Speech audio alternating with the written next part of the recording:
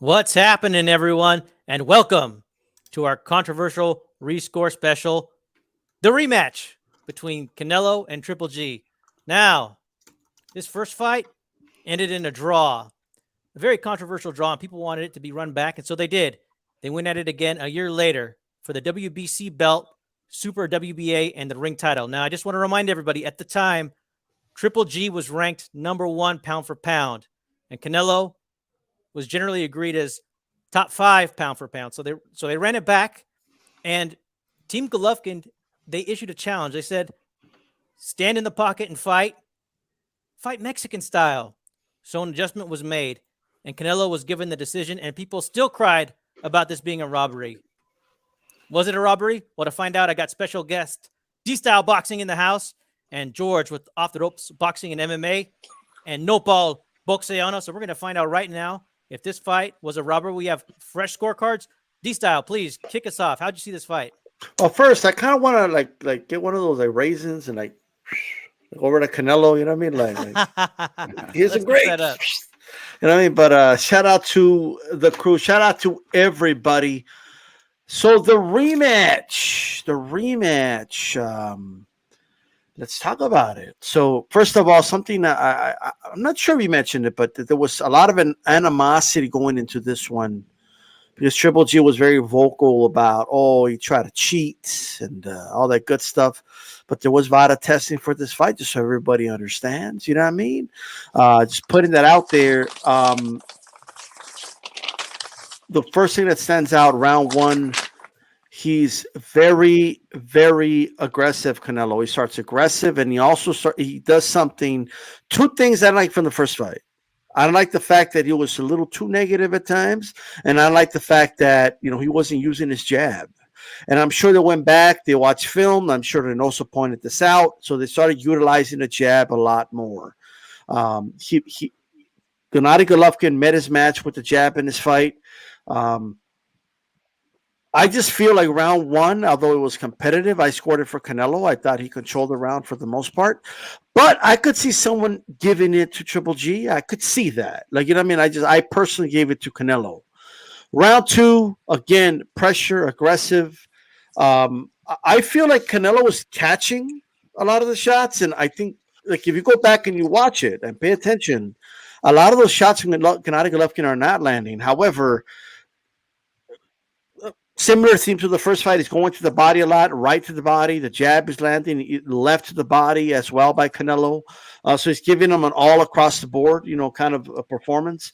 Triple G, again, just getting backed up, and you see damage early. You start seeing the cheek red. You know what I mean? That early there were some beautiful hooks from Canelo landed in the round. That's a 10-9 Canelo round. Round three, again, more jabbing. There's a few exchanges, I should say. And he's backing him up with this rights, the nice hooks by Canelo. And I see in this round, and I think it's from the body shots, Gennady Golovkin's taking some deep breaths. Okay, as I'm watching this round, I also scored this round, and I don't think it was that difficult to score, frankly. 10-3, 9 for Canelo. That's round three. Round four, more catching shots by Canelo, something that's really standing out to me. He's matching him in activity. Like his work rate's not dropping for Canelo. Body work is there. Now, there's a big uppercut landed by Triple G in round four that caught everybody's attention. And Triple G's the one kind of circling the ring, Canelo's in the middle of the ring. But it was a really close round. I could have scored it for Canelo, I feel, but I did give this round. I gave round four to Triple G. All right. But it was close. Round five, another close round. A lot of exchanges, more body work by Canelo. The headshots are mostly going for Triple G. Triple G he got more accurate in this round, more so than he had before. I think this is a close but clear Triple G round. It was a pretty good round. Okay, so round five goes to Triple G. All right. Round six, more body work by Canelo still. All right. He starts out jabbing very early and is getting the best of the exchanges, I feel. So there's a lot of exchanges, and Triple G was just getting countered more. I got to give that round. Round six, I scored that round for Canelo. All right.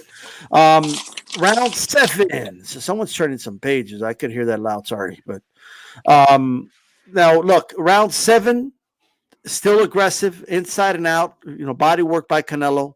The body's the big thing. Okay, at a minute 40 left, he lands a big right. About 44 seconds left, a huge body shot by Canelo. I feel like a lot of Triple G's jabs were like get off me jabs, pity pat jabs. Like they were landing, I guess, to count in the copy box. But when I watched the round, I think it's a very, very clear Canelo round, 10-9. Round 8, another Canelo round. I just feel he was outworking him. He was landing combinations. Okay, a lot of the hooks were landing on the back of the ear of Gennady Golovkin. The body is what sticks out to me. That was the big difference between both fighters. Canelo landing the big body shots.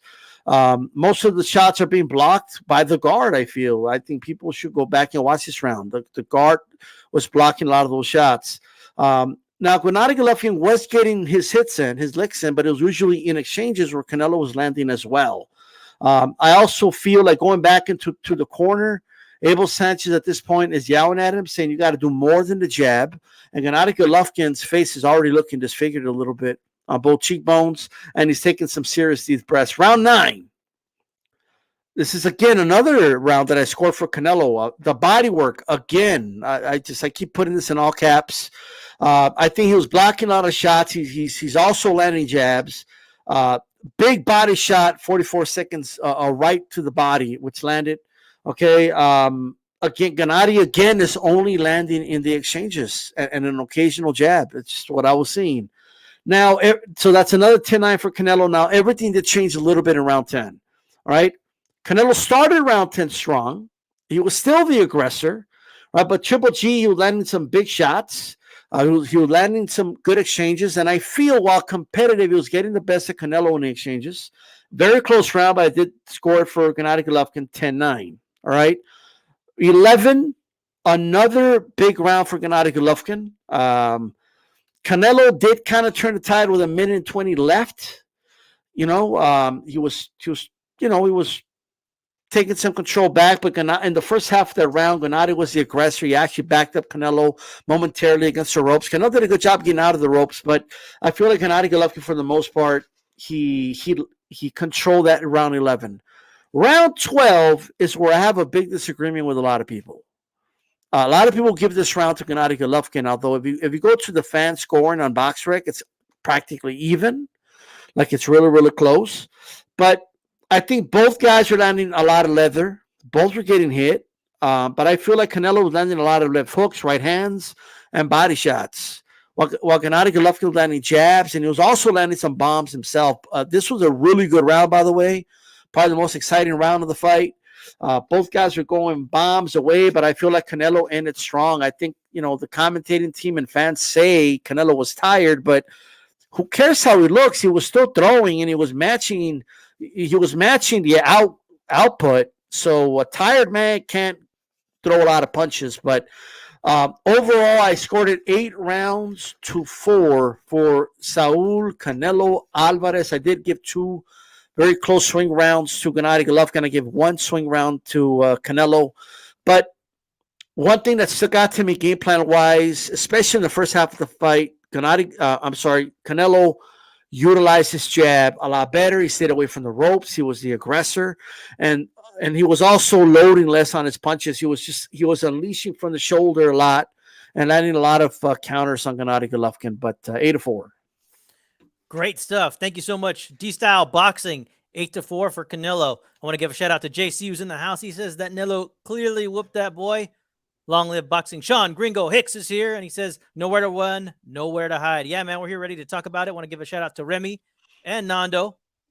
Long live boxing here. He says don't add him, but I'm going to add him anyways because, hell, I want to. He says that he had it 8-4, and he's a Triple G fan. Same with Calix. He didn't actually have a chance to score it in a while, but if he remembers right, he had Canelo being more front-footed oriented in the second fight, and he thinks he had Canelo winning. And Tax Tactics here says Canelo Triple G3 is not what we asked for, but I'll still watch it. George, what'd you think about the rematch, man?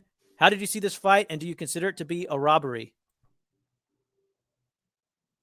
You're on mute, brother. Okay. Can you hear me now? Yep. All right, cool, sweet. I mean, you know, continuing from the first fight, you saw the last two rounds, you saw Canelo, pick something up from that last fight going into the first. I even said it in the last show that um going into the rematch, I think Canelo felt that he could be the aggressor, that he could stand more in the pocket with Triple G, and that's exactly what he did right off the bat. So here I go, going 1 through 12, first round. I do agree. I do agree with D Styles here that it was very close. It could easily have gone to Triple G. Um, and then the first comment that was said, because I actually watched half of it on HBO, and for some reason it was like delayed with like the voice and the commentating. I really wanted to hear what the commentating was going to be like because I didn't really watch it in the first one, and hoping it wouldn't sway me and actually choosing around for somebody. But Roy's first comment was Canelo isn't giving up ground and that he's actually standing in the pocket compared to the first round. The first fight. So right off the bat, I had give Canelo round one, round two, round three, round four. Excuse me. Um, and that's exactly the way I remember it. Watching it live. Excuse me. Watching it live when it happened. That I remember Canelo, being the aggressor. Standing in the pocket, trading with Triple G. What stood out to me, of course, from the first fight going into this one is the body work. And Triple G usually is a pretty good body puncher, which you didn't really see him do in the first fight, and a little bit going into the second fight. I mean, if I could remember, maybe like on one hand, I seen him land like maybe five, maybe even four good body shots through the whole rematch. So I think if he would have implemented a little bit more body work, I mean, I know it could have been a different outcome, I think. But either way, I had Canelo winning just like I remember winning the very first half of the fight. Um, and I don't give Triple G a round until about the fifth round. And then and that was um, you know, they were both landing good counters. I felt like Triple G, the the jab, of course, was key. And what I did notice as well is Triple G wasn't really giving like that pop jab, like that power jab. It was kind of like D Style just said, that it was kind of like to just kind of like fend him off, but he was still landing good shots. I did like how Triple G was throwing. I'm more of the guy that likes to see like the straighter shots, and you did see Triple G doing that in this fight where he wasn't throwing so many hooks early on, but as the fight went on, you could see both of them wear down a little bit. I feel like that's what stood out to me about Triple G was his straighter punches. Um, and like I said, I give Triple G fifth round, and then Canelo comes back, wins the sixth round, and then of course in a fight like this, 2018, like you just said, fight of the year, really no holding whatsoever. So going into the sixth round, I think that's what stood out to me is halfway through the fight, there was no holding. And both guys did it, everything good. I just feel like Canelo was doing the better work here. But of course, Triple G with his jab. Um, so Canelo wins sixth round, seventh round. I give to Triple G again. You know, I think around this time is where they both looked like they were kind of slowing down a little bit, taking more deep breaths. But Triple G was taking more of those deep breaths, of course, from these body shots. And I'm sure you guys caught this right at the end of the seventh round. Abel Sanchez whispers into Triple G's ear like, "We're losing the fight." So I don't know if that was a tactic to get Triple G to wake up, or he really genuinely felt like he was losing the fight. Um, which I feel like he was losing that fight going into that seventh round, of course. So it woke him up. I feel like he won that eighth round. It was a really good eighth round for Triple G, doing, of course, what Triple G does is standing his ground. You see him not move around so much, sticking the jab out there, and then the body work. You see the body work start to kind of come in a little bit. Where I remember Triple G landing, maybe I think it was like a left hook to the body, and I want to say at the end of that round, Triple G landed, I believe, was a right hand that looked like it affected Canelo a little bit, but in the 8th round again, Canelo had a good start to that one. Triple G, I feel like closed that round out. And again, with all these rounds, man, these are really close fights. I mean, really close rounds. I mean, it was this. I mean, you couldn't go wrong with whoever you thought win this, whoever you thought would won that round. But I just feel like Canelo pulled these rounds off more. I feel like he won this at the end of it, 8 rounds to 4. Canelo, and I remember, of course, picking the first time that Canelo obviously won it. But I thought it was a little bit closer when I watched it live. But actually watching it, it still was close. But there was just more things I felt like Canelo did a little bit better. So all in all, man, good fight. It was awesome to rescore this again. It was. I mean, I could be wrong, but I feel like this one was a little bit more exciting than the first fight, because you knew what both guys felt and expected from each other, and you saw Canelo, step on it a little bit more and pull these away. Though I did give Triple G that last round, very close. I think what stole that round was like last 30 seconds. I think it was like a 3-punch, 4-punch combination that Triple G landed. It was like a left hook, right hand, and then he finished off with like an uppercut. So not a robbery. Again, I got Canelo winning this one 8-4. That was great stuff. Thanks, George. Not a robbery. Canelo wins on George's scorecard. And Nando here says, why was Abel goading Canelo into a toe-to-toe fight? Man, that's a great question. It's what they wanted, and they were planning to knock out Canelo. It didn't happen. And then Long Live Boxing here says that Canelo had great punch placement in the second fight and good power throughout. And the Don says that he had Canelo whipping Triple G in both fights, showing he can outbox him in the first and kicked his ass in the second. You know what? You and I are in agreement there. Lil Penny, thanks for joining us. He has Canelo 8-4 in the rematch. Kenny, what's happening, man? Mad Dog H is here. He says Canelo coming off a loss and Triple G looking at the boxing world, writing him off, even though he is a unified champion at 160. Well said. It's going to be a great fight. I got Canelo by late stoppage to the body. Well, we're going to talk about what can be taken from the second fight and apply to the third here pretty shortly. Run PMC is here. And I want to give a shout out to, looks like we got everybody taken care of. All right, sweet. KO Kenny, thanks for joining us. Nopal, how'd you see this fight, brother? So, with this fight, it took exactly a year to make from the time that we had the first one. I think it was the first one was in September 2016, and due to the steroid thing, the fight was canceled on May, and it was 6 months from then that we got it in May. I mean, in the next September. So, during all that whole time, there was a lot of banter going on between both fan bases, and there were some very bold narratives established. And one of the first narratives was that Canelo was scared to fight Mexican style in the pocket, and that was one of those narratives that nobody would just let go of. They would just keep bringing it up, and it's very ironic narrative, because if you look at the first fight, it's like Canelo when he stood in the pocket, or when he went for those exchanges in the middle of the ring, he won about 80% of those exchanges. So it was kind of a dangerous narrative for these guys to latch onto. I could even see, even when they would go in those exchanges, Canelo was taking Triple G's tools all away. Triple G was never able to do no body shots, and there's a lot of other things, that were taken away from him in the first fight. He was basically, all he had is the jab. And, for me, the jab is good, but you just can't rely on just the jab. The jab is a tool to establish some combinations. And, he just wasn't able to do that in the first fight for me. And, there's other things, because this is a pro fight. So you can't just expect the judges to go in there and just give you your full credit on just jabs. And then the other narrative was that Canelo was basically juiced to the gills, in the first one.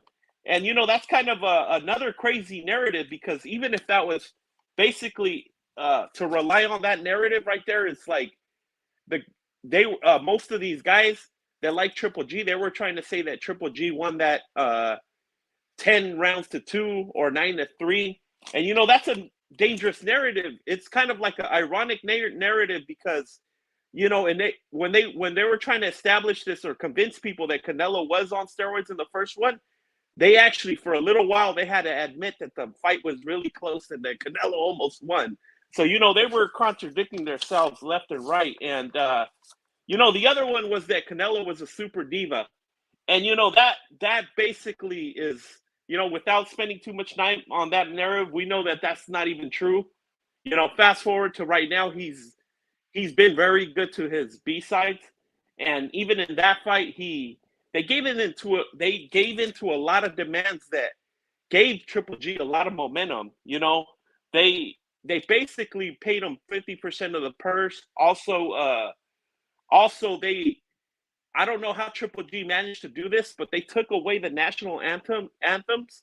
So, you know, that's a big one. Being a Mexican, you always hear the national anthem, but Triple G had enough juice to get the commission to say, hey, we don't want the national anthems because, you know, I don't know if their reasoning for that, Triple G's, that seemed like a smart thing for them because they don't want the fans to, you know, kind of like the Mexicans for Triple G to switch on Triple G. They wanted to keep that. I think that's probably why they did that.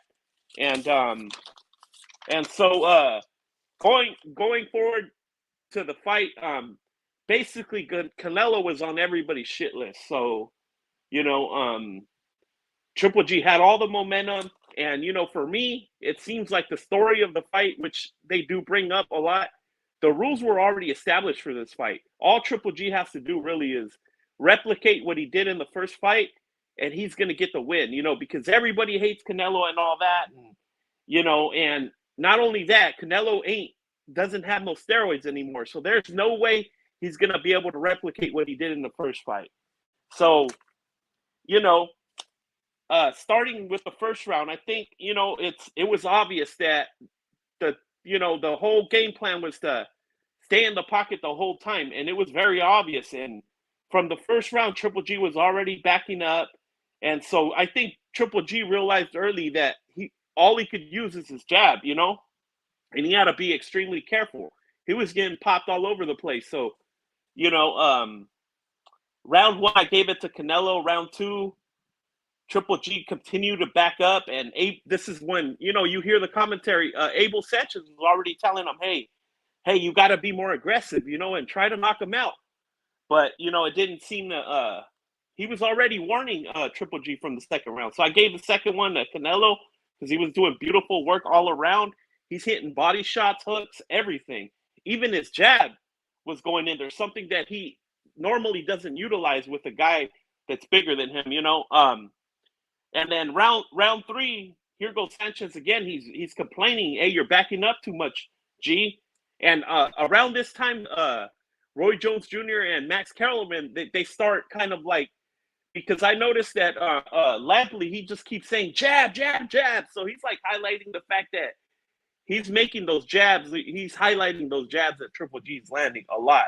So these guys, I think they figured out that they they got to kind of counteract this because the guy's going too crazy with it. You know, he's highlighting some jabs when all really Triple G is using them to defend himself, basically. So round three, I gave it to Canelo. Round four, I gave it to Canelo. Round five, I gave it to Canelo. Around this time is when, like I said, Roy Jones Jr. You start hearing little comments like, you know, Roy Jones Jr. actually said everything is dictated on what Canelo wants to do. And he says, and this has been with both fights, he's like, in the first fight, Canelo wanted to, you know, he boxed Triple G, and Triple G just does whatever Canelo allows him to do. And, you know, that's a very important comment, you know. And then round six, I gave it to Canelo. Round seven, I gave it to Canelo. And then around this time, Max Kellerman starts saying it's not Triple G's fight.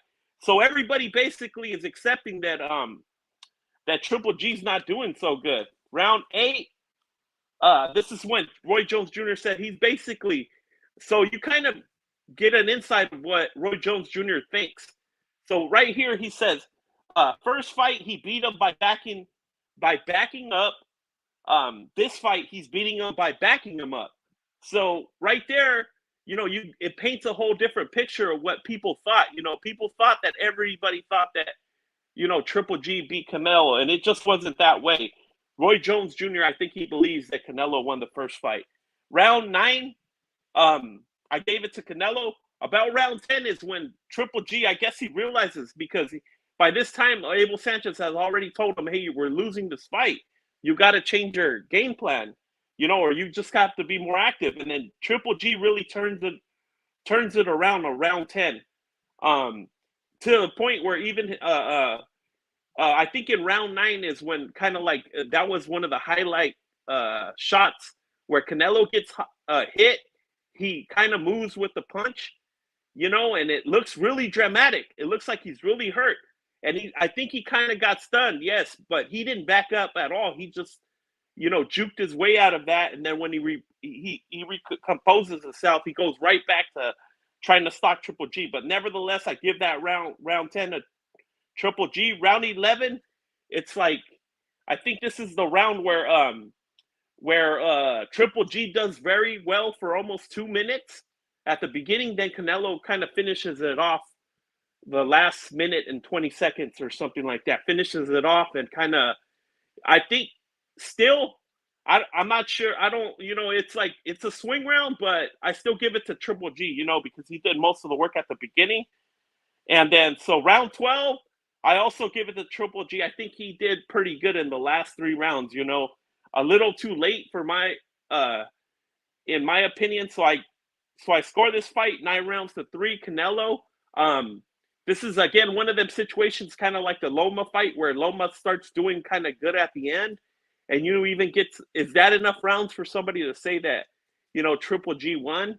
I don't think so. Not in my book. But I can see where there's some people that say, hey, it was a lot closer than that or whatever. There was some swing rounds. I think I marked round 3, 4 as swing, 8, 9 as swing, and then 11 and 12 also, I put them down as swing rounds. So there's definitely some people that see it the other way. Of course, when you have 2 fighters of this magnitude with, of this magnitude, you're going to have, people that are always going to see it for the other guy. All right. Thank you so much, Nopal. Nopal has it for Canelo. And I want to give a shout out to the boxing historian who's here. And Clean Cut Stacks, if anybody's interested. He says, Puro Jalisco, Mexico. And he's going to be taking bets on that 3rd fight if anybody's interested. Long Live Boxing here loves the passion. And Carlos A., thanks so much for joining us. And he says that Triple G was landing the jab all night. A little Penny says that Nopal has it. Canelo 15-0. Well, hey, man, Nopal can only talk about how he sees it, right? And the GOAT Mario P's here, and he says, out of the 2 fights, if there was anyone who was a little more submissive and timid, it was always Triple G. And I have to agree with that. When I saw this fight, the adjustment was made, and this was exciting to watch in real time. I want to say this was one hell of a fight to watch, hell of a fight to score. If you haven't seen this fight in a while, do yourself a favor, go back and take a look and just enjoy it. You don't even have to score. This fight was great. But in the first round, I saw Triple G's jab being established, but, I favored Canelo's lead left hooks. There wasn't really too much separating them, in my opinion. I think that first round could have gone either way, but I did prefer Canelo's work, so I gave it to Canelo. And then in the second round is when things start opening up for both fighters. And I think Triple G tries to establish himself a little more because we know what their game plan is. Abel Sanchez tells you. But after that first minute, after a good jab, Canelo starts taking over, and then the real estate battle in this fight begins.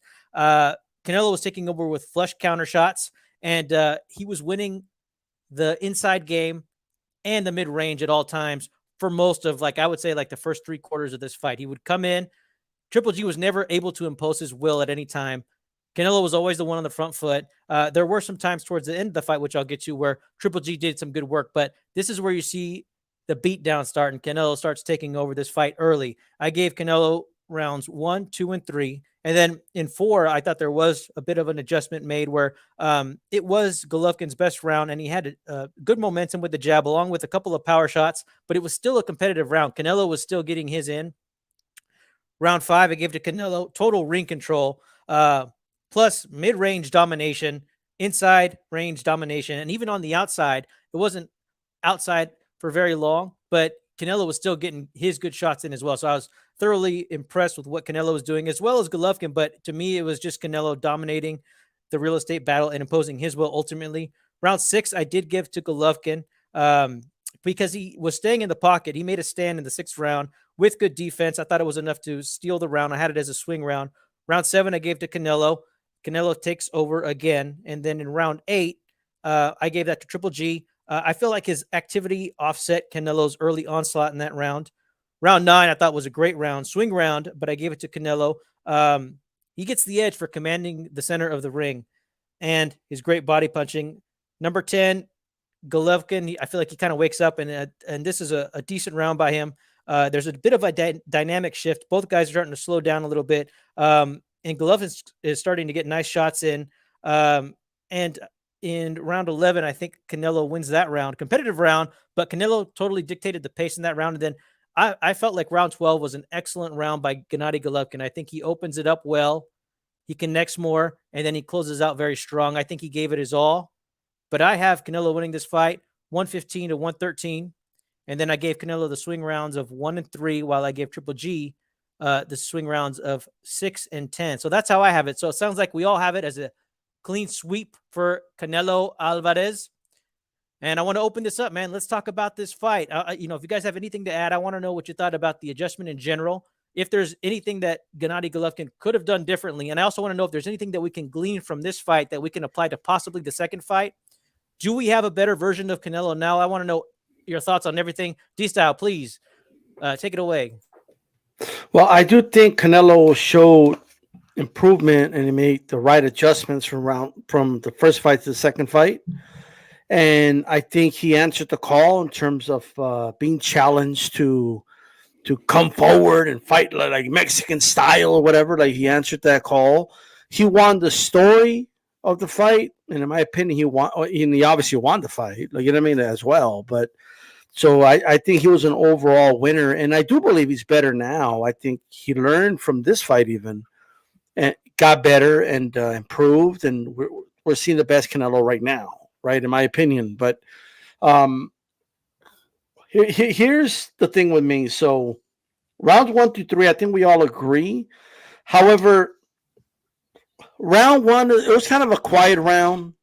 I could see somebody giving that to Golovkin. I give it to Canelo, but round 4, I put in my notes here, I put very close. Like, this is a swing round to me when I watch this round. I did give it to Gennady Golovkin, round 4. But, and round 5 as well. I give Gennady Golovkin round 5. And I got to be honest, I think round 6 was a clear Canelo round. I did not put here that was close. But hey, that's why we all see it different. Even if we agree with the outcome, we still see some of the rounds different. Even the people that scored for Golovkin don't agree on which rounds Golovkin won. Like, this is a very competitive fight. Round 7, I feel that was a clear Canelo round, period. Round 8, I put here very close, and I gave this one to Canelo. Round 9, I did give it to Canelo. Round 10, I put here very close round. I gave it to Triple G, right? Although I was really tempted to give it to Canelo, personally. And another one, and I know I guess I'm in the minority here, but I honestly feel Canelo won round 12. I watched the round like 3 times. I get what people are saying about Gennady, but people usually use language. I don't want to single anybody out or anything, but people use, just in general, use language like he stole the round. Oh, in the very end, he did X. In the very end, he did. I mean, but if you do that, then you got to give Canelo round 11, because Canelo took over in the last minute of the round 11. And nobody says, oh, Canelo came at the end and he won that round. Like, nobody says that, so I think round 12, and it's just to kind of give you an idea how I score boxing, and Judge like Moretti has confirmed this. You don't watch the round, and then, okay, I think so-and-so won. Because if you do that, you're going to be very biased towards the second half of the round or the last minute. The way you score a round, it's like a race. You start from the beginning. And either one guy's ahead or whatnot, and the one guy's well ahead, no matter like a guy can't steal the round, right? You have to be in the process of scoring the round. Like after a minute in watching the round, you should have somebody should be ahead, more or less, right? After a minute and a half, you should have an idea. Like if that round were to end right there, who would you have winning that round? You should already have an established winner. Okay, all the way up until like once that bell rings, the end of the round, you should already know who won the round. If you're thinking about who won the round or you're analyzing the round afterwards, frankly, you're not doing it correctly. You're supposed to score it, and this is how they train the officials. You start scoring it from the moment it starts. Okay, this guy landed some jab. Boom, this guy landed a big body shot, and then you keep track of it while the round is progressing, right? And I think that's why I gave him round 12, frankly. I think Canelo was doing a lot. He was landing some big bombs himself. And I do believe since Canelo looked tired, people just didn't give it to him. But he was still throwing bombs. He was still landing some big shots himself. So that's all I wanted to say about that. George, what do you think of all this, brother? Yeah, I mean it's what I mean. So again, the first fight, 12th round, going into the second fight, that's what Canelo did. Is he took that with him. He saw something in Triple G. I feel like he took advantage of that, and he did exactly what he wanted to do. And yes, there was very close rounds. I do see what D Styles is saying is, I guess once the round starts, you pretty much gauge on how the round is going to go. I see it a little bit differently. Yeah, I can say, there's 3 minutes in a round, right? It could be like, it doesn't typically going to happen 1.5 minutes to this guy and 1.5 minutes to that guy. So there's flows, there's ups, downs, there's defense, there's counters, there's hard shots. It all depends on what you're looking at. And usually when I say still around or takes the round at the end, it's kind of like how you finish it, right? I mean, we look back into the 80s. People can assess and remember how Sugar Ray Leonard was, as he used to, kind of coast a little bit, and then still those rounds, the last 20, 30 seconds of the round, it's kind of like how you close it out, right? I mean, I don't know, that's just the way I see it. It's kind of like a race. You might start off a little bit slow. You're kind of going back and forth. I mean, and it's not like when I'm saying Triple G or Canelo won the last 30 seconds that neither one was doing anything early on in the round. Of course, it's very close. It's very competitive. But I mean, I see it that way. A good fight. And yes, Canelo did great work here. Both guys, man, great fight. Nobody held back. And I did like how Canelo did have Triple G not comfortable early on, and that's why I didn't really have Triple G winning early round until about the 5th round, and then his next round would be the 8th, and then the 11th and 12th. So again, 8-4, and I do think from this fight you do see what Canelo has done going forward in other fights, and you can see the confidence, especially. I mean, I'm trying to think offhand right now. I don't think Canelo's faced another puncher like Triple G until, of course, going into this third fight. Right. So, that's where you see the style where he can be a little more comfortable, where he could counter, he could, he could be comfortable and land those left hooks, right hands really well. And I mean, I'm looking forward to the trilogy. I know, all of us text each other. I know I text you, Chicano, like, man, this was a great fight to score. This one was better than the first one. I do think the trilogy is happening a little bit late, and I'm sure not the only one that agrees with that. I mean, it's still a good fight. I would have loved to seen it happen immediately, or even even within the year. But things happen, ups and downs. But it's still gonna happen. It's top fight right now in 2022. Nopal, what do you think, man? I just wanted to say, Canelo's not your usual fighter. You tell him that, he's like the type of dude, you tell him he can't do something, he'll go out and try to prove you wrong. even if you're trying to use reverse psychology on him and, say, hey, you can't do this, whatever, it doesn't matter to the guy. He's going to go out and try to prove you wrong. And that's a special thing these days, because in this era, we see fighters that they don't give us what we want. You know what I mean? We can't, even guilt them into fighting certain guys. If they don't want to fight somebody, they just won't do it. But Canelo has been the type of fighter that you can basically get whatever you want out of the dude. If you tell him he's ducking so-and-so, he goes right out and does it. If you tell him, hey, you're scared to fight him in the pocket, he goes out and does exactly that for the fans.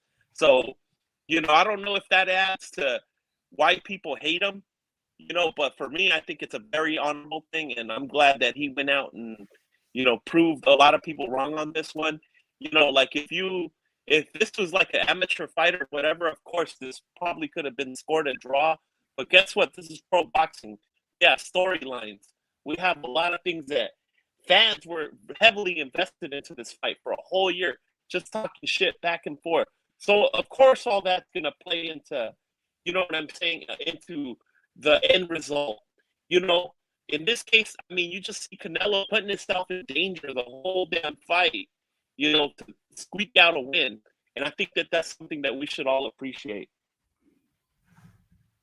I did want to mention about, and I'm not saying George said this or anybody in particular, but I'm not a believer in the separating the rounds per minute thing. I think that's just not a proper way to score, because people do this, and it makes sense why you do it, because as humans we segment things, right? So we're pattern creatures. So okay, and I've heard people say this about women's boxing, I have a hard time scoring women fights. It's only 2 minutes. We need that extra minute for the tiebreaker. And no, you don't. Like you could score the same for 2 minutes or 3 minutes. So you don't score the first minute, and then okay, I give that one to Canelo, or the second minute. Man, Golovkin won that second minute.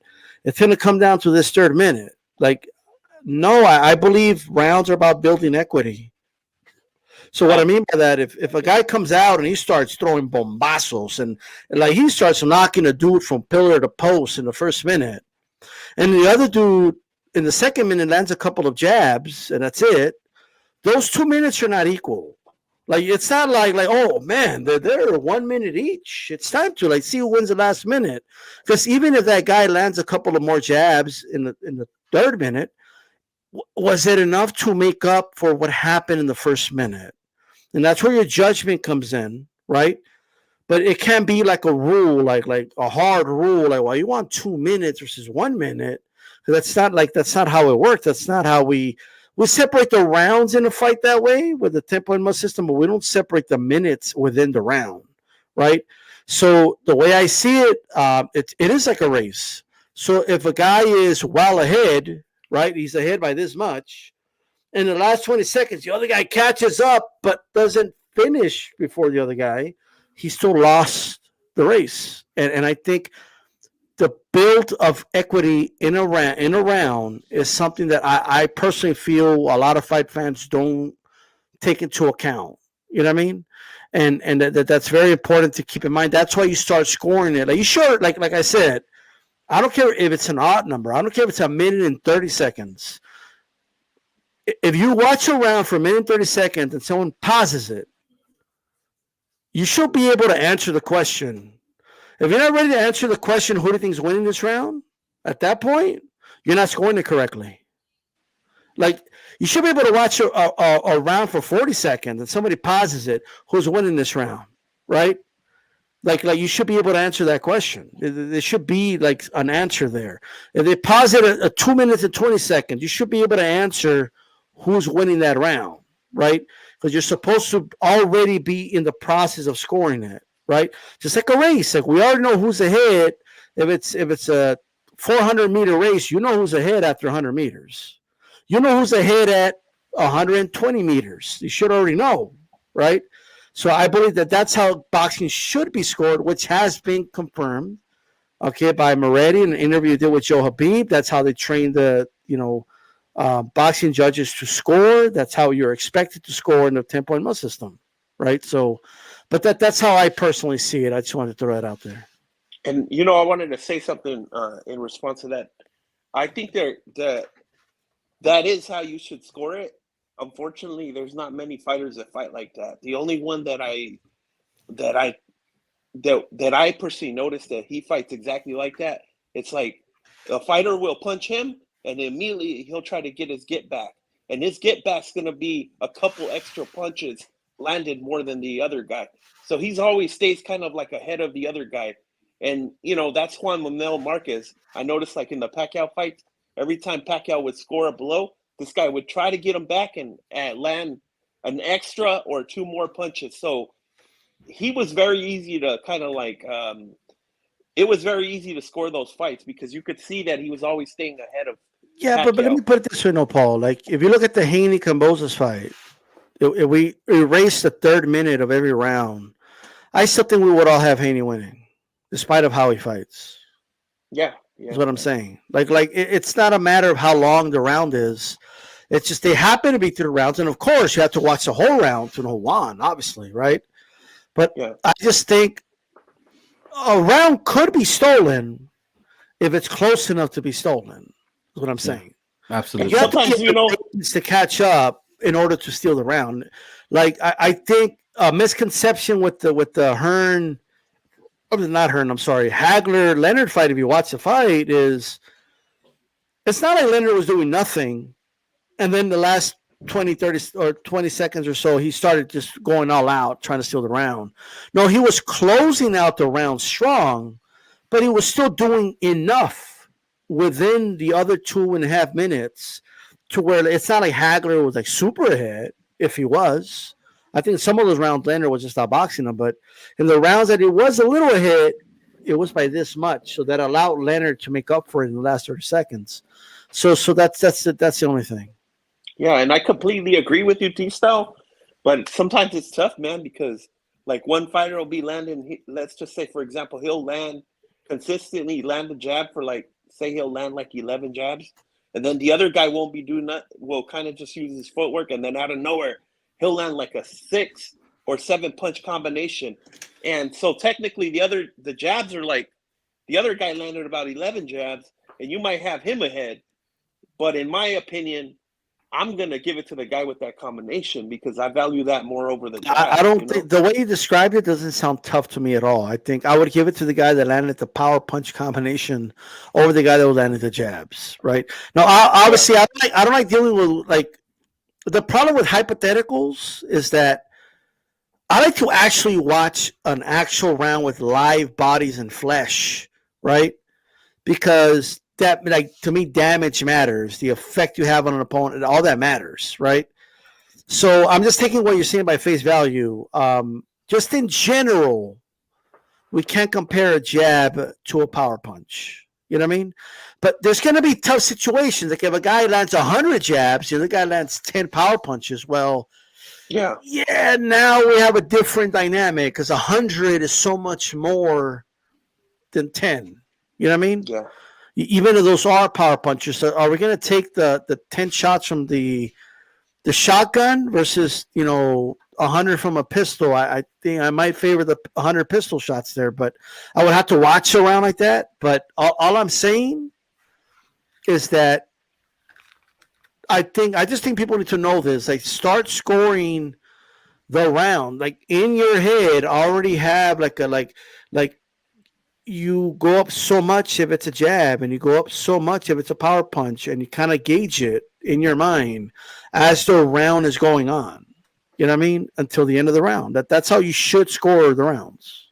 That's how I do it. Although I use like the minute increments to kind of keep track of where I'm at with things. I feel like it helps. So I do a little bit of both, I'll be honest. Right. But hey, before we go to our last subject, I want to ask you guys, like, because this is what I saw. Like, I want to know if you guys think that Canelo's better than ever now, because in that 10th round, we saw some of that slick Canelo defense, but he wasn't really able to kind of get his shots off when he was doing it. So it seems to me like he can either do one of two things. He can either sit in the pocket and go against Triple G, or he can be slick, but I don't know if that'll work against a Triple G in a third fight.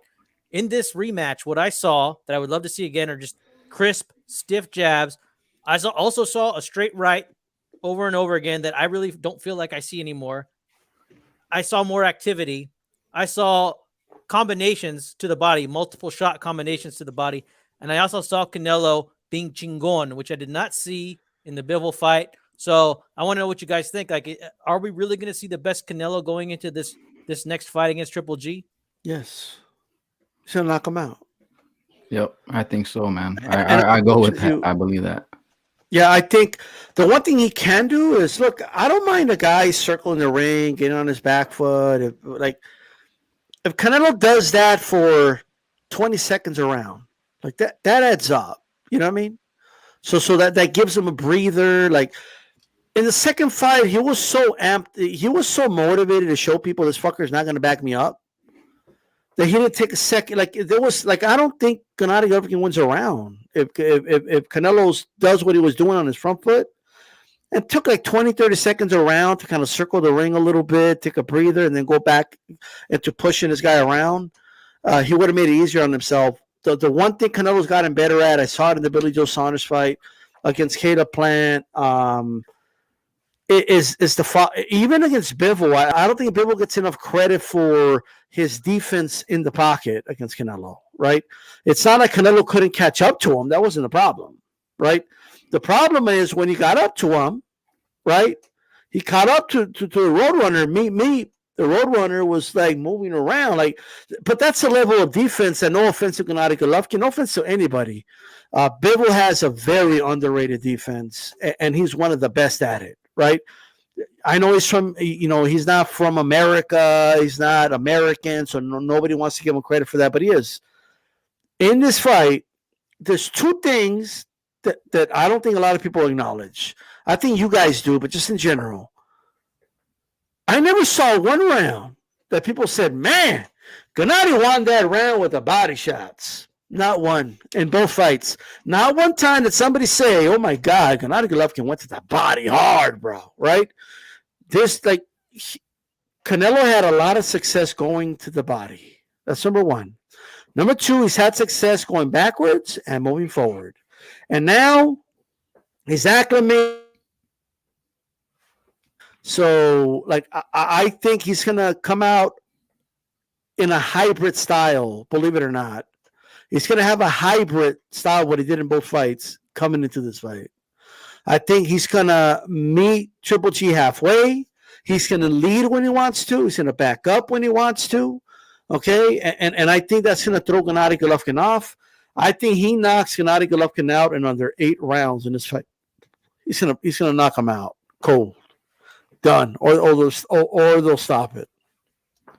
Yeah, I'm banking this isn't going 12 rounds. I think I'm not saying it's going to be close, competitive, or swing rounds, but I think Triple G will make it competitive enough to where Canelo does respect him a little bit. Obviously, they've been in the ring twice together, right? So he's gonna give him a little bit of respect, but at the same time, like this is like the perfect timing for Canelo. I think Canelo goes to his body a lot earlier, especially after what we've seen with Golovkin after his last couple fights, especially Deverenchenko. And if you see after the rematch with Canelo and Triple G, you see the next couple guys that fought Triple G kind of use this style where they weren't so intimidated. They stayed on the inside with him. They traded shots, kind of like bullied the bully back.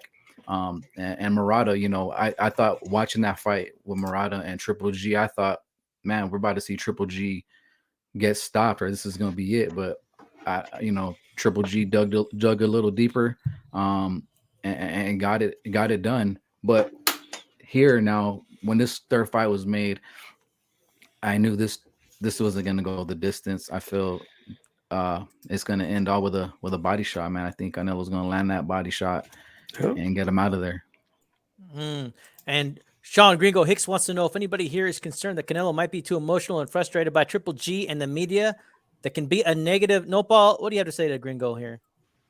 I am concerned, everybody should be concerned about that. But in reality, I'm concerned a little bit, but, we've seen him be like the same way, he under circumstances where, in the second fight, he had similar circumstances. Everybody thought he was on steroids, stuff like that. And, he had to give basically half his purse away to Triple G. So a lot of demands that they just gave in to Triple G, a lot of that takes a little bit of momentum away. Nevertheless, it didn't really affect them. So we've seen him under these circumstances. And yeah, Other things I'm kind of concerned with is, he's been distracted playing golf, stuff like that. But he's overcome bigger things. So hopefully he goes in there and does his thing. Nopal, you're always concerned about Canelo playing golf, bro. Like, what's wrong with play? Let me tell you something about golf. It's good for you. It's good for your mental health, your state of mind. And Yeah. look, and when I go golfing, I do more of this Yeah, but juggling than two swinging. sports But it's fun at to the be in a same golf time, course, bro. juggling two different sports at the same time, and how Yeah, but he's not. competitive Canelo is. He's putting a He's lot not of competing in golf, brother. He's not over there competing with Tiger Woods. He's just doing it for fun, recreation. well, he's competing with the guys at his level. No. What he's doing. Look. I'll say this. Believe it or not, I'm not here. I'm not here to advocate for golf. I'm not. But it's good. It's good for your swing. Well, I think it's the uppercut, brother. That's from the golf, bro. It's that. I'm telling you, man. It's good for your swing. It's good for accuracy. It's good for hand-eye coordination. He needs something to go cool off from the vieja and from the gym. Like, he needs somewhere to go, brother. He can't just stick around like be in the He gym all needs to day. send that vieja back to Mexico, bro, and keep her locked up over there. And he needs to just go to sleep after 6 o'clock. That's my wife, motherfucker. That's what he would tell you. Nando here says that Canelo was pissed off at Caleb Plant too. Don't forget how that worked out. That's true. And you know what? There was a lot of animosity in the lead up to the second fight, and now Canelo's pissed off again. Although I will say, in the rematch, man, I thought there was a lot of mutual respect going on. You could see that they were both trying to keep it clean. Even in the 12th, Canelo fell, and Triple G could have taken a shot, but he didn't. Also, Canelo said to Triple G, hey, you were kind of headbutting me, and then they both kind of tapped it to say, okay, let's keep it clean. They hugged afterwards, but now they're pissed off again, so who knows how things will look here coming up. And I want to talk about this. This has turned into a modern rivalry. It might be the greatest rivalry of this generation after Pacquiao versus Marquez. I want to know what you guys think here. Now, I did some research, and when you're talking about the greatest rivalries in history, almost all lists will tell you that you need at least 3 fights. I didn't see any great rivalries on any list that didn't have more than 2. You need at least 3. So please let me know what you think, man. Is this the greatest rivalry of this generation? And is it necessary for us to have a third fight to consider it a great rivalry? I mean, look, Triple G never won a fight against Canelo Alvarez. So took both his O's. He took his draw O. He took his L. He took he took his O from the L column. You know what I mean? You know what I mean? He made the dude rich. I mean, I wouldn't go as far as Nopal saying that giving Triple G more money stopped his momentum. I don't know about that, but point taken as far as having to pay the dude. Like, all I know is this: it takes 2. Like in all these rivalries, each guy won a fight, right? Triple G hasn't won a fight yet. Come on, D-Style. You know how to grind his gears. Don't get mad. Don't gears to have to pay him that much. Don't get mad, D-Style, but I think Morales got a gift in that first fight against Bruno. No. That's my opinion, man. Well, but even if you argue that, he clearly won a second fight. You know what I mean? Like I mean, it is what it is. But what I'm saying is, it has to be double-sided. Like, you know what I mean? There's heads and there's tails. They're not heads and heads. Like you need Gennady Golovkin needs to pull off a W for their like Marcus pulled off a W in the 4th fight. You know what I mean? That's why we remember it. Like, you know what I mean? If I'm just saying, all right. No, but in all seriousness, of course, it's a good rivalry, and of course, we're gonna remember it. And I think the first fight was interesting. Canelo was moving up to middleweight, and people wanted him to go right through like Golovkin. Like, you know what I mean? Everyone else gets to have a tune-up or two, but Canelo had to go straight to Golovkin. Look, he fought the guy. He rematched him. He wanted to move on, and Gennady Golovkin wasn't letting go. You know what I mean? He wasn't letting go. He wants it. And if there's one thing I got to give Gennady Golovkin is he kind of did what Marcus did. And I say kind of. He stuck around. He kept begging for the fight. He kept demanding the fight. I think demanding is a better word. But there's one difference. I mean, Marquez went on to become the man at lightweight. Like, you know what I mean? He became the lightweight champion of the world. He beat everybody up there and knocked out Juan Diaz, Katsides, kept doing his thing, Casamayor. Triple G just kind of like stuck around and fought some underwhelming opponents, in my opinion. He fought the leftovers of Jacobs that were honest. He you know what I mean? And Derenchenko, no offense. I don't even think he won that fight. Okay, he fought the dude in New York. I forget his name. But it's whatever. Murata was a solid fighter, but it's a good win. But when your fans and when fight fans need to say it's a good win for a 40-year-old, maybe it's not that good of a win if you have to act for a 40-year-old. Okay? But all I'll say is that, of course, it's a historic rivalry, but only one could come out on top, and that will be Saul Canelo Alvarez. He's going to stop him. MFB, he's going to stop your boy. All right? I'm just saying. And I just want to remind everybody, I just want a reminder for anybody questioning the second fight, and I said it the night of the fight, after the fight. For those that don't remember, by the way, I did my post-fight before, okay, and I gave an update about both fighters afterwards. One went to the club, and the other went to the hospital. I knew you were going to bring that up. Hey, it's the truth, man. Just go ahead and guess who went to the hospital and who went to the club. Let's take a wild guess. I don't even got to tell you guys. You already know. Canelo was out there singing El Rey. You know what I mean? He was singing Jefe de Jefes by Tigre del Norte at the club. And Gennady Golovkin, you know, he didn't have a hot nurse. I heard there was a 300-pound nurse. Oh, Hey, they need love too. insult to injury. Canelo was at the club like, hey, yo, it's ladies' night. You know, like Gennady Golovkin had like the transgender nurse that was a woman, but not really a woman, looking after him. Well, that was not going to go well, but still. You know, one of the things I thought was interesting is I heard Al Bernstein talk about the Marquez versus Pacquiao rivalry, and he made it sound like Pacquiao came out ahead because it was 2-1-1. So Pacquiao won that rivalry. But I think most people tend to think that Marquez won the rivalry because of how it ended. I think it's interesting how like perspectives are different based on that. Like usually it seems to me like the person who wins the most of the fights would win. But in that circumstance, I feel like Marquez kind of got like the last word on it. Plus, a lot of people think that, hey, that third fight should have gone to Marquez. Yeah, that's very true, man.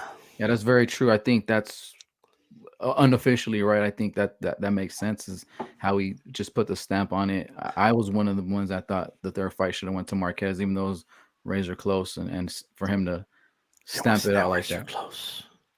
It was a good fight. I could rewatch that. It's close. I would take Razor out. Hey, were you rolling with this, George, when we rescored that fight? No, I don't think yet. All I can say is that I felt like Pacquiao, he was the one taking the risks in the third fight, man. You know, because Marquez was patient, waiting.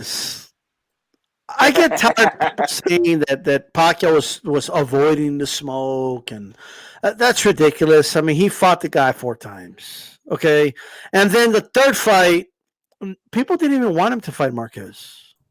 He was criticized for fighting Marquez. You know what I mean? People were saying Marquez was going to get destroyed. So, how old was Marquez by that time? I think mid or late 30s, brother. But you could fact check that if you want. But what I'm saying is, Pacquiao could have totally avoided the Marquez fight, the third fight, and nobody would have said anything about it because he was fighting Cotto and Claudia and Margarito, and then a Floyd Mayweather fight was in the horizon. Like, he only took that fight, I believe, because he wanted to do something Mayweather didn't do and knock Marquez out. You know, I still believe that's why he took that third fight, and of course it backfired, right?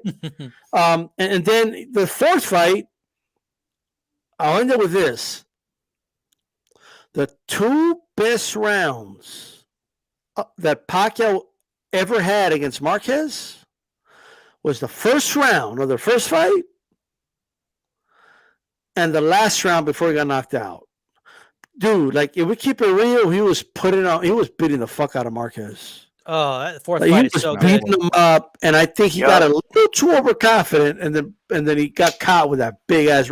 I'm not calling it luck now because he was landing that right hand, but he got knocked out.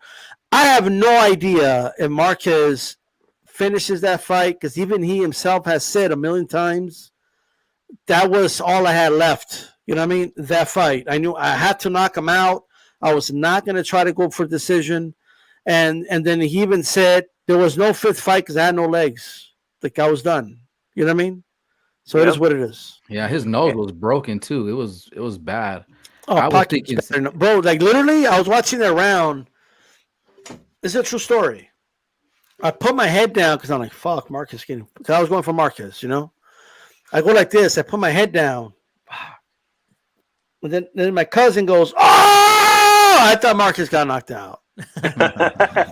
and I look up, I'm like, fuck, he knocked him out. And then I see Pacquiao in the mat. And I'm like, holy shit. So I didn't see it live because I had my head down. Damn. You missed it. I don't think I've ever missed a KO, but that would have sucked. You know what I mean? It happens. I'm not saying, it happens though, They showed the replay, and then I went from a high to a fuck yeah to like, there was a second of, oh shit, is Manny all right? Because he was okay. and then HBO, a bunch of assholes, bro. Like there was no reason to show Jinky like that. They kept putting I'm like, what are you doing? Why are you putting the camera on his wife? Like, what's the matter with you guys? They always do shit like that, though. It's fucked up, bro. See, so I mentioned Marquez versus Pacquiao, and here comes Little Penny. I should have known, man. Little Penny also wants us to take another look at Pacquiao versus Morales 1. I think he might be implying that maybe Pacquiao won that fight. Nobody's talking about it. I didn't win that fight. Stop. Stop it. You know what? I watched that fight. It was pretty damn good. For people. It was a good fight, but Morales won. Okay. I'm just saying, Morales won that fight. Morales should have retired after that fight, bro. I always said that.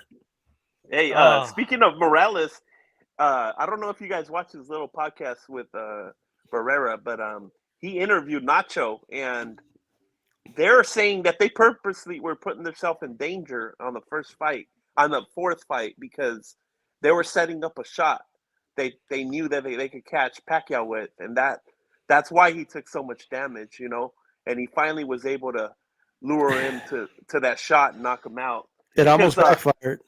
Yeah, Eric Morales was basically, he's the dude that, he's been telling them, hey, he's the one guy that championed the term, basically for that fight. Oh, that was a lucky shot, so they've been on Nacho and what's his name? Well, since Morales said it, he might have a point. You know what I mean? I'm not going to question the eye of but, hey, Morales, straight up, I don't know what angle. He sees things like the Matrix. He sees things I can't see. So I got to take his word for it. So if it says it was luck, then. Nah, but he gave out an explanation why he thinks it was luck. And, I got to say his angle just doesn't make no sense. Didn't Marcus say he was jealous because he didn't knock him out or some shit like that? I don't know what probably that's probably what he said. Okay, so we got a clarification from Lil Penny. He says Morales 8-4. Okay. You didn't want the heat. That's all right, man. I will say this though, considering he was cut and caught off guard, because I think Morales was not expected to pull off that performance. Pacquiao did good for himself considering the circumstance. You know what I mean? But he made up for it in the next two fights. I mean, it is what it is. Oh yeah. Well, hey man, I want to see if anybody has any final thoughts about this great fight that we saw, Canelo versus Golovkin 2. What a war. It was truly the fight of the year. It really was. That was an excellent fight. D-Style, any final thoughts on the battle that you rescored?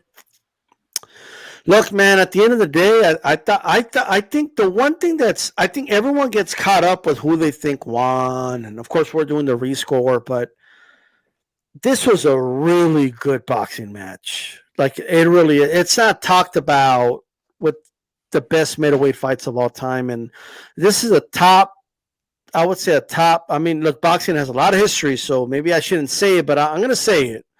It's a top 10 middleweight fight of all time. Like, it's up there because it has everything. It has skill, high-level skill. It has warrior spirit. Both guys show defense. Both guys were landing leather. Both guys were showing heart.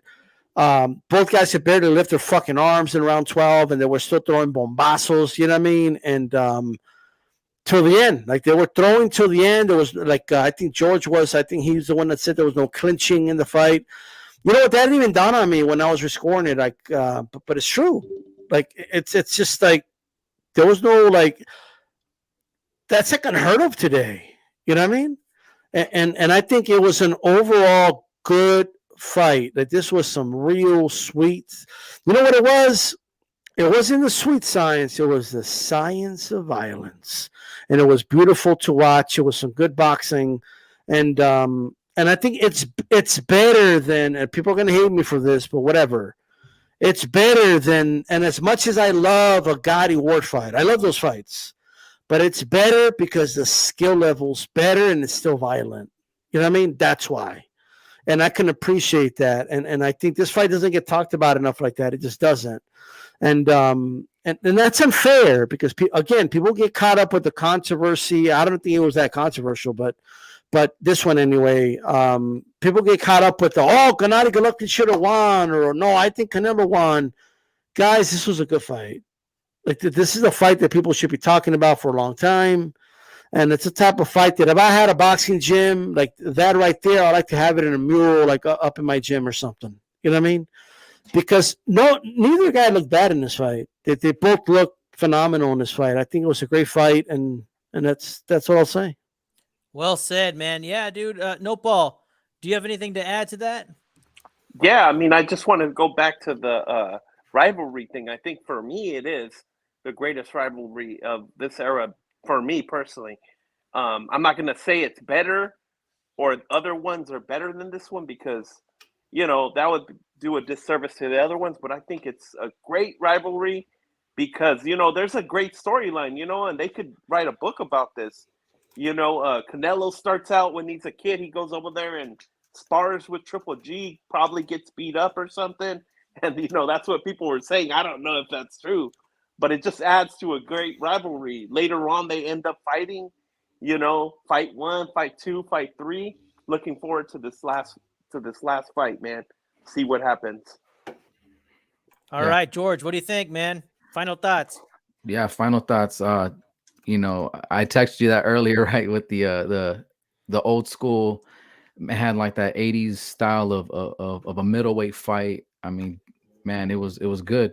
I mean, D-Styles pretty much said everything that I felt about how this fight went, and it does take away. It does take, some of the negative stuff does take away from how great this rivalry is. Of course, in the first fight, the scoring, this and that. But I mean, all in all, if you watch this and block out the negative, or this guy should have won, that guy should have won, like this was like high level, what you want to see in boxers that you don't see anymore, really. You don't see footwork, the countering. Like Canelo is probably one of the best counter punchers, I think, of this generation, if not, a top 10 great counter fighter, a great counter puncher. And you see him do that against an aggressive puncher like Triple G. So both guys showed, they brought their A game, and that's what I think created this whole great middleweight fight, old school 80s, man. So I mean, D-Styles just pretty much said it all, and the way I felt about this fight, man. Good stuff. Trilogy, again, I think it's happened a little too late, but again, it still doesn't take away from closing out what these guys have with each other in history, and we all know how this is going to play out. Thank you, George.